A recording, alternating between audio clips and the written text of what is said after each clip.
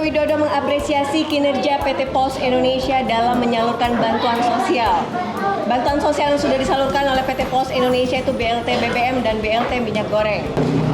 Penyaluran bansos BLT BBM tahap 1 sudah disalurkan sebesar 98,45%. Penyaluran BLT tahap 2 akan disalurkan juga bersamaan dengan program Keluarga Harapan dan program Kartu Sembako.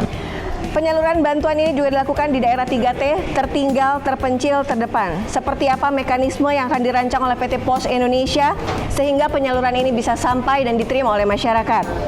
Program penyaluran bansos ini pada perjalanannya menjadi DNA Pos Indonesia. Apakah fund distribution akan menjadi trademark Pos Indonesia? Untuk membahasnya kali ini saya sudah bersama dengan Direktur Utama PT Pos Indonesia Persero, Bapak Faisal Rohmat Jumadi, dan juga Bupati Lumajang, Bapak Thorik Hulhaq.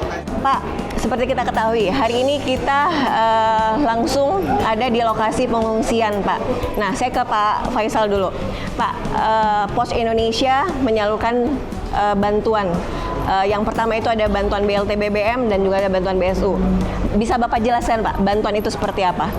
Ya baik, jadi kali ini secara kebetulan ya pada saat kita menyalurkan bantuan BLT BBM tahap 2, BPNT dan PKH sekaligus, pada saat bersamaan terjadi bencana di Lumajang, erupsi Semeru yang kedua tahun ini. Jadi setelah tahun lalu, tahun ini. Jadi insya Allah dengan saat yang tepat ini kita bisa meringankan lah penderitaan masyarakat yang sudah miskin kemudian kena bencana lagi ya. Mudah-mudahan ini adalah bisa menjadi obat lah, sedikit obat bagi masyarakat. Di samping nanti tentu Pak Bupati akan memberikan banyak sekali bantuan-bantuan yang terkait dengan erupsi ya. Mudah-mudahan Pos Indonesia bisa membantu lebih banyak lagi terkait dengan ini. Oke, saya ke Pak Bupati. Ya. Pak Bupati, wilayah Bapak yang pimpin ini kan memang rentan dengan bencana ya Pak ya. Nah, seperti apa sih Pak, bisa dibilang di penghujung tahun di 4 November kemarin erupsi Gunung Semeru ini Pak? Ya, Lumajang ini daerah yang potensi bencananya cukup tinggi ya.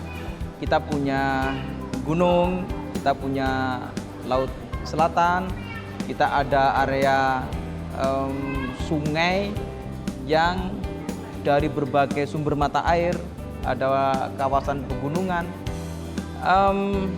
Tapi bahwa dari semua potensi bencana itu ya tidak selalu bencana. Ada juga potensi sumber daya alam yang itu menjadi salah satu yang menghidupi masyarakat dari sisi akses pekerjaan. Artinya Semeru ya sebagai gunung berapi, tapi ada sisi yang menghidupi kami masyarakat Kabupaten Lumajang. Oke, kita sadar dengan itu. Tahapan demi tahap terus kita lakukan, termasuk hunian relokasi yang sudah terbangun, yang diputuskan oleh pemerintah dengan semua lembaga kementerian terlibat. Hampir 2.000 rumah sudah selesai dibangun. Masyarakat yang betul-betul harus pindah karena berada di zona merah, zona yang mengkhawatirkan kalau ada keadaan bencana, dan masyarakat yang harus pindah itulah yang difasilitasi oleh pemerintah, diberi rumah baru oleh pemerintah, dan mereka harus pindah dan bertempat tinggal untuk masa depan yang tidak lagi ditakuti dengan keadaan bencana yang sewaktu-waktu akan mereka hadapi. Ini yang menjadi cara pandang kita, pemerintah dan masyarakat Kabupaten Lumajang. Apalagi kebersamaan ini terbangun dengan berbagai bantuan yang masuk kepada kami, termasuk dari PT Pos Indonesia, sehingga dalam penanganan kebencanaan ketika kami ada bencana itu, ya karena dibantu kami lebih ringan. Karena dibantu kami punya teman. Karena dibantu kami punya saudara, sehingga bisa meringankan beban yang ada di kami. Oke, saya ke Pak Dirut. Kabupaten Lumajang butuh teman, butuh support. Nah, kunjungan hari ini selain memberikan rasa kepedulian dari PT Pos Indonesia, juga memantau proses penyaluran bantuan yang tadi sempat kita bahas, Pak. Ada BLT BBM tahap 2, ada PKH, ada sembako, dan juga melihat progres bantuan subsidi upah. Nah, seperti apa untuk wilayah Lumajang ini menjadi prioritas dari PT Pos Indonesia dengan kehadiran Bapak di sini, Pak? Ya karena saya putra daerah gitu ya. Jadi ada jadi ada ikatan batin gitu dengan Lumajang. Jadi kalau ada apa-apa dengan Lumajang ada connected gitu ya. Connected Jadi langsung ya, personal ya, Pak? tentu ada kepedulian lebih lah begitu ya. Jadi alhamdulillah seperti dikatakan tadi penyaluran BLT BBM, PK dan BPNT sudah 98% ya di Lumajang. Kemudian BSU bantuan upah ya, subsidi upah dari Kementerian Tenaga Kerja juga sudah bahkan sudah 102% ya. Jadi melebihi target karena memang tidak hanya memang yang terdaftar di Lumajang yang diberikan, tapi juga ada yang terdaftar di luar kota Lumajang tapi bekerja di Lumajang. Jadi otomatis mereka ngambilnya ke kantor pos terdekat, dia ngambilnya di Lumajang, di Kabupaten Lumajang. Jadi alhamdulillah semuanya hanya dalam waktu 2 minggu semua selesai. Ya, memang 98% ini kita masih diberi waktu sama Bu Mensos sampai akhir tahun, sampai 30 Desember. Ya insya Allah sisa 2%-nya ini kita usahakan semaksimal mungkin dapat. Tapi memang tidak bisa dihindari, pasti ada yang karena meninggal dunia, ada yang alamatnya pindah ke kota lain, jadi tidak ada di Lumajang lagi, itu pasti ada. Jadi itu pasti ada tersisa sedikit lah, jadi nggak mungkin 100% ya khusus untuk BLT BBM. Tapi kita semaksimal mungkin ya tadi selain datang ke kantor pos, kita antar komunitas, bahkan nanti yang lansia dan disabilitas kita akan langsung antar ke rumah. Nah insya Allah nanti habis ini kita menyaksikan kebetulan ada yang memang harus diantar dan dekat di lokasi bencana, jadi nanti sekaligus saja gitu. Mbak ini loh, saya dapat laporan dari teman-teman di PT Pos Indonesia yang cabang Lumajang ya. Bantuan subsidi upah yang juga disalurkan melalui PT Pos Indonesia itu sudah 102%. Iya, 102%. Tapi itu kita akan bahas setelah pesan berikut ini, Pak. Karena menarik, kok bisa mencapai 102%. Pemirsa, kita akan kembali setelah yang satu ini. Pos Indonesia optimalkan teknologi potensi untuk penyaluran bansos dari pemerintah. Masih bersama Bapak Faisal Rohmat Jumadi dan juga masih sama Pak Torik, Pak. Menarik bahwa tadi Bapak sempat bilang bahwa penyaluran BSU di Kabupaten Lumajang itu sudah mencapai 102%. Ini gimana ceritanya kok, Pak? Kok bisa melebihi dari 102% itu, Pak? Iya, Lumajang itu industrinya adalah basis olahan hasil pertanian, terutama kayu ya. Banyak sekali di Lumajang. Kemarin tercatat ada 123 pabrik olahan kayu, plywood. Nah, sekarang tambah lagi ini banyak yang mau membuka wood pellet. Jadi bahan bakar yang dari limbah kayu. Nah, itu ekspor itu. Lumajang memang banyak kayu ya. Masyarakatnya tanam lah. Kayu sengon terutama, dan itu menjadi bahan baku yang utama. Pabrik-pabrik itu pekerjanya juga banyak, puluhan ribu. Nah, begitu dapat laporan 102%, ternyata mereka tidak pasif di kantor pos, tapi datang ke pabrik-pabrik itu. Apakah ada yang belum masuk di data, atau dipastikan betul berapa data yang tercantum di sini, pekerjanya, begitu nanti bisa diklasifikasi yang dapat bantuan subsidi upah, berapa orang. Kalau itu yang dilakukan, saya ya benar akhirnya, karena saling ketemu di tengah. Karena perusahaan itu kan, kalau dia misalnya suruh ngerekap, sementara dia juga hari-harinya harus menyelesaikan produksi, seluruh operasional dalam keseharian mereka, dan apalagi perusahaan-perusahaan yang basisnya operatif ya, itu kan kadang tidak terlalu berpikir utama soal administrasinya. Nah, kalau PT Posnya datang ke pabrik-pabrik, ke perusahaan-perusahaan itu, saling ketemu di titik tengah, nah ini yang benar. Saya masih ingat lah dulu itu kecil-kecil itu kan Pak Pos datang keliling gitu kan. Kan itu yang benar. Karena masyarakat kita itu posisinya ya tidak semua paham dengan seluruh konstruksi pelayanan pemerintah ini ada yang betul-betul tidak paham ya soal SDM, soal segala macam problemnya lah. Nah ini menarik ini PT Pos Indonesia ini. Jadi apa ya? Ini apresiasi langsung dari Iya. Pak Bupati ya Pak Faisal Karena ya. kita ini merasakan yang di daerah itu merasakan problem yang ada. Solusinya mudah bagi PT Pos Indonesia untuk menyelesaikan problem itu. Datang, hadir. Hadir langsung. Ya. Oke, Pak Faisal, menarik. Di beberapa daerah pencapaian BSU ini masih relatif jadi catatan penting untuk PT Pos Indonesia. Nah, ini bisa jadi pilot project untuk daerah lain, Pak. Bahwa memang apa sih yang diberikan kemudahan-kemudahan bagi para pekerja untuk coba cek BSU kalian dan segera datang. Seperti apa, Pak? Baik, jadi terus terang aja tahun ini kita mendapatkan penugasan 3,6 juta pekerja. Oh, 3,6 Indonesia juta ya? seluruh Indonesia, betul. nasional betul. Hari ini baru mencapai 70% penyalurannya dari 3,6 juta. Dan ini kita masih punya waktu lagi sampai akhir tahun untuk mengejar ketinggalan ini. Dan memang ternyata agak berbeda dengan BLT BBM. Ya. Kalau BLT BBM itu memang orangnya tinggal di situ sesuai KTP. Sehingga ketika kita berikan undangan, kemudian diambil di komunitas atau di kantor pos itu jelas orangnya itu. Ya. Gampang sekali, undangannya sampai ke rumah, orangnya ada, selesai. Kalaupun nggak bisa diambil oleh yang bersangkutan, bisa diambil keluarganya, asal masuk di KK. Itu sangat simpel. Begitu BSU, karena harus yang diterima langsung oleh yang bersangkutan, tidak boleh diwakilkan. Ini jadi masalah ternyata. Ya, ya. Jadi data KTP-nya dengan dia tinggal, dengan tempat kerjanya itu 3 alamat yang berbeda.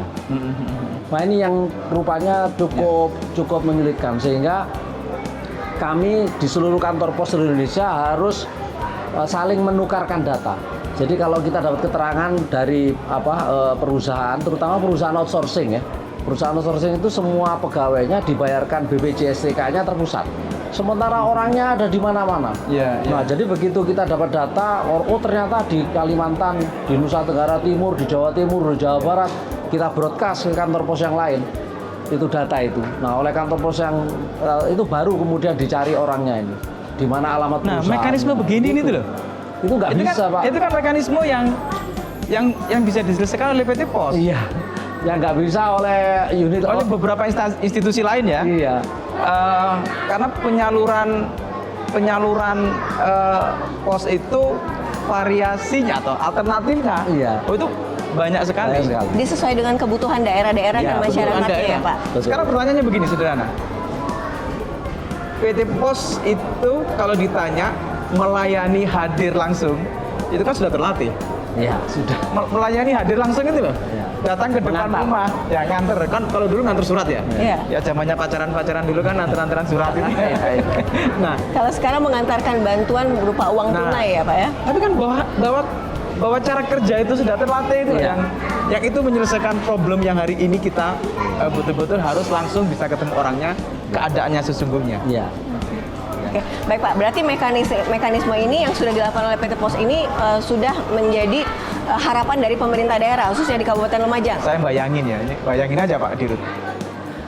Kan ada problem banyak tuh Iya. yang PKH, BPNT. Iya, iya. Kadang orangnya mampu, punya toko, punya mobil, ternyata dapat. Dapat. Itu sebenarnya kalau diberi ruang sambil tidak sekedar memberikan tapi assessment, itu kok rasanya Survei. lebih tepat ya. Survei, sambil survei. Ya, sambil survei, assessment gitu. Orang punya toko kok dapat Bantuan. PKH itu kan, Iya. kok dapat BPNT itu kan, kok dapat beras apa Iya. itu. Kok rasanya cepat selesai ya negara ini ya. Iya. Soal bantuan loh ya. Soal bantuan ya. Oke, menarik Pak Bupati dan Pak Faisal bahwa memang optimalisasi dari PT Pos Indonesia dan teknologi yang dipunyai Pos Indonesia juga jadi pertanyaan untuk di segmen berikutnya, tapi kita jeda dulu. Pemirsa, kita akan kembali setelah yang satu ini. Pos Indonesia optimalkan teknologi dan potensi dalam penyaluran bantuan sosial dari pemerintah. Saya ke Pak Faisal. Pak Faisal, tadi Pak Bupati sudah mengapresiasi secara personal dan menganggap bahwa bantuan yang sudah disalurkan oleh PT Pos Indonesia ini itulah yang dibutuhkan oleh masyarakat di daerah. Nah Pak, berbicara teknologi, Kementerian Sosial pasti punya alasan kenapa bantuan sosial ini tetap di PT Pos Indonesia. Seperti apa sih Pak potensi teknologi yang ada di fund distribution ini, Pak? Baik, jadi sebetulnya begitu kita mendapatkan penugasan itu, saya berpikir tentang akuntabilitas. Ya, jadi setiap pekerjaan yang diberikan oleh pemerintah itu pasti dimintain pertanggungjawaban dan pasti diperiksa oleh BPK, BPKB begitu. Nah, ini memerlukan akuntabilitas yang tinggi. Artinya apa? Kita mengerjakan dengan benar, dengan proper, dengan data yang valid dan ada evidence. Itu yang penting. Itu akuntabilitas itu intinya evidence. Karena perlu evidence, maka saya bangunlah sistem digitalisasi tadi.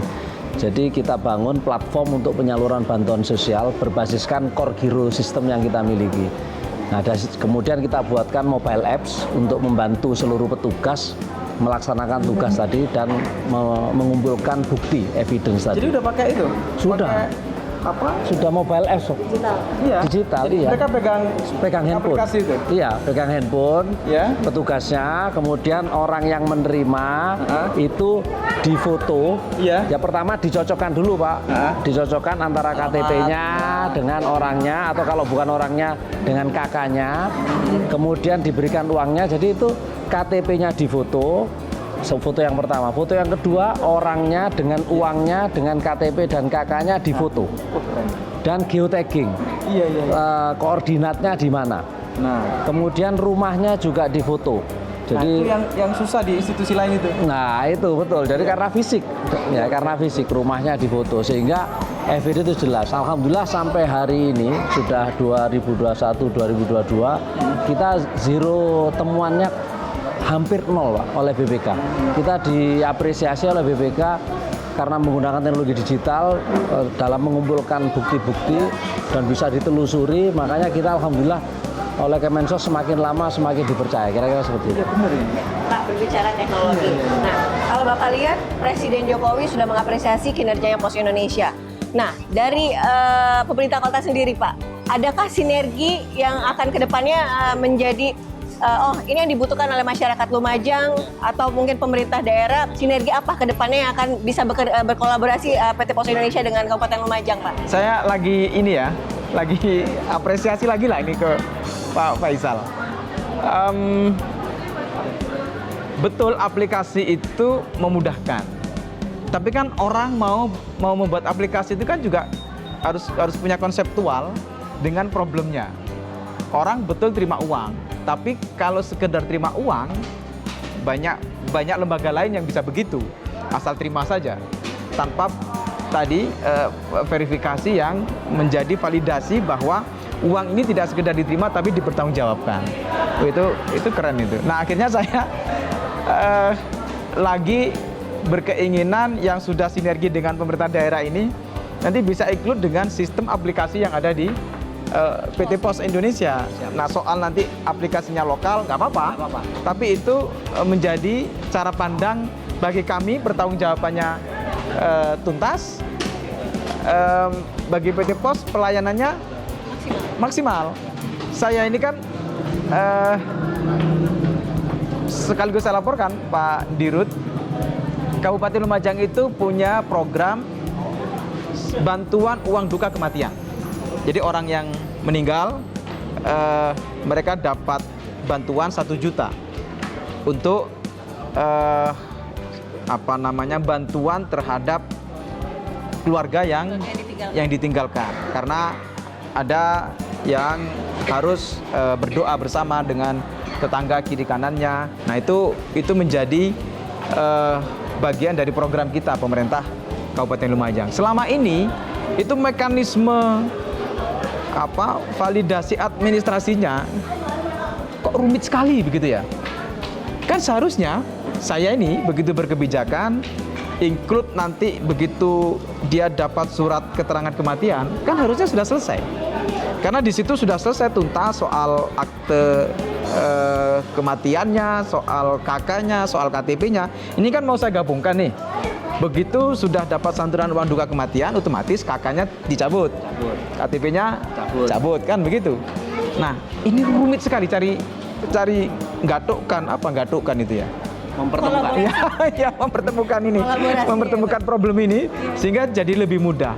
Nah, kalau tadi yang disampaikan Pak Dirut itu menjadi bagian dari solusi kami dengan validasi yang kita ini juga harus bertanggung jawab karena uangnya ini uang negara, uang daerah, uang APBD itu ketemu. Kok ini mudah ya? Mudah. Kok jadi mudah gitu loh. Nah, jadi nanti saya mohon izin Pak Dirut akan koordinasi dengan teman-teman di cabang Lumajang untuk ini juga menjadi bagian dari cara pandang kami menyelesaikan program supaya tepat sasaran, manfaatnya langsung diterima oleh masyarakat. Kami bertanggung jawabnya benar. Dan proses digitalisasinya juga berjalan di Kabupaten Lumajang ya Pak ya? Betul. Oke.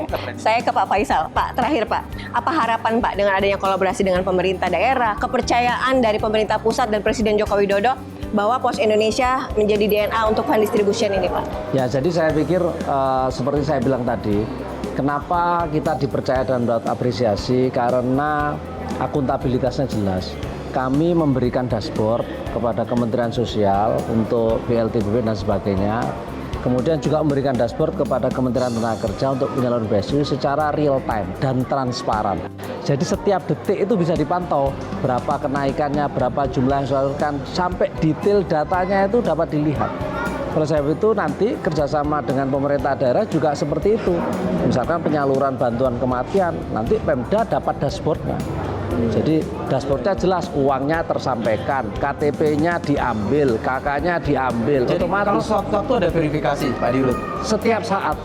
Jadi misalnya begini, ini namanya Pak Inem, Ya, Pak Ijo, Iya. Pak Itun gitu Iya. ya. Diterima kapan? ada, Fotonya ada? ada. Rumahnya ada? Ada. Oh, ini keren. Uangnya diterima siapa, kemudian apakah KK dan KTP-nya sudah diambil, itu semua ada datanya, Pak. Bukan dari dulu ya? Iya betul, kayak baru sekarang. Nanti Pak Bupati bisa menyaksikan bagaimana kita menyalurkan BLT BBM langsung, bagaimana cara kita proses merekam evidence tadi, dan nanti akan saya tunjukkan dashboard real time-nya, Bapak bisa lihat langsung. Nanti begitu di scan, di foto, langsung masuk ke dashboard, saat itu juga kita bisa langsung lihat. Jadi Kemensos di Jakarta langsung bisa lihat. Saat itu juga real time. Makanya kenapa kemarin kita BSU, kan saya ditanya oleh Pak Sekjen Kementerian Daerah, Pak Faisal, butuh berapa lama untuk settlement dan rekonsiliasi? Enggak perlu lama. Bapak minta sekarang settlement langsung bisa. Datanya sudah tersedia di dashboard, real time, dan bisa dilihat langsung. Pak Sekjen saya bilang nggak perlu nunggu coklit ya istilahnya, pencocokan dan penelitian, nggak usah. Langsung settlement saat itu juga, ada evidence-nya. Jadi kami langsung berdasarkan itu dibikin berita acara, langsung penagihan. Selesai Pak. Gitu. Jadi nggak mengurangi waktu untuk coklit, settlement, rekonsiliasi. Dan bisa di-manage dengan lebih mudah dan lebih gampang ya Pak ya? Bisa hemat uang negara. Iya, banyak sekali.